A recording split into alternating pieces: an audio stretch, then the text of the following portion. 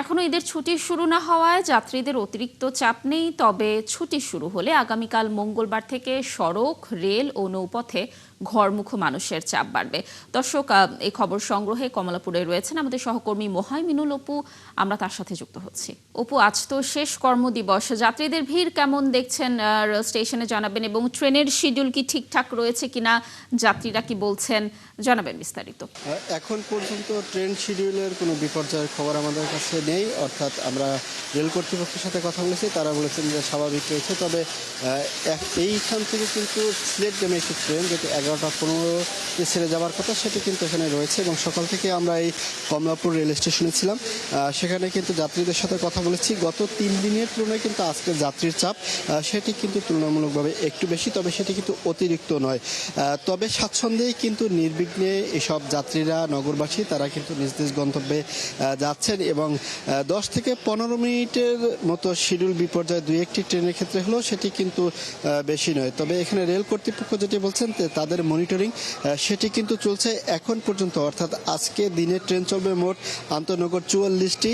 এর ভিতরে কিন্তু আজকে এক জোড়া বিশেষ ট্রেন রয়েছে, যার একটি কিন্তু ইতিমধ্যে 9টার পরে ছেড়ে গিয়েছে। তবে এই যে আমার সামনে যে ট্রেনটি রয়েছে এটি কিন্তু হচ্ছে সিলেটগামী ট্রেন। এটি 11:15 এখান থেকে ছেড়ে যাবে। অর্থাৎ এই যাত্রীরা যখন ট্রেনের ভিতরে প্রবেশ করছেন তার আগেই কিন্তু 2টি স্তরে তাদের যে টিকিট চেকিং সেটি কিন্তু হচ্ছে, এবং এখানে এসেও কিন্তু টিকিট চেকিংয়ের মাধ্যমে তাদের ট্রেনে উঠতে হচ্ছে। এবং এখানে রেলের যারা রয়েছেন তারা কিন্তু এই বিষয়টি মনিটর করছেন, এবং যাত্রীদের যে টিকিট সেটি কিন্তু অনলাইনে যেটি প্রিন্ট কাগজ সেটি কিন্তু মুঠোফোনে তারা দেখছেন, এবং না থাকলে সেক্ষেত্রে কিন্তু তাদেরকে সেই টিকিটটি কাটতে হচ্ছে। তবে অনলাইনে শতভাগ টিকিট যেগুলো বিক্রি হয়েছে তারা কিন্তু স্বাচ্ছন্দ্যেই এই ট্রেনের চেয়ারে বসে যেতে পারছেন। এবং যেই টিকিটগুলো অনেকে এখন আসছেন টিকিট কাটেননি, তারা এসে কিন্তু স্ট্যান্ডিং টিকিটের মাধ্যমে সেই টিকিটগুলো কেটে নিচ্ছেন, সেক্ষেত্রে কিন্তু তারা দাঁড়িয়ে যাবেন। অর্থাৎ তবে যাত্রীদের যে চাপ সেটি কিন্তু তুলনামূলক বেশি নয়, তবে গত 3 দিনের থেকে কিন্তু বেশি রয়েছে। এবং কালকের পর থেকেই এটি কিন্তু আরও বাড়বে এমনটা কিন্তু বলছেন রেলওয়ে যারা কর্তৃপক্ষ রয়েছেন, তারা কিন্তু বলছেন। এবং ট্রেনের ছাদে যাতে যাত্রী উঠতে না পারে সেই বিষয়টি কিন্তু কমলাপুর রেল স্টেশন থেকে তারা নজরদারিতে রাখছেন। তবে কমলাপুর থেকে ট্রেন ছেড়ে যাওয়ার পরে অন্যান্য যে স্টেশনগুলোতে রয়েছে সেই স্টেশনগুলোতে কিন্তু আমরা ট্রেনের ছাদে যাত্রীদের যাওয়ার সংবাদ দেখেছি, আমরা সেটিও বলেছি।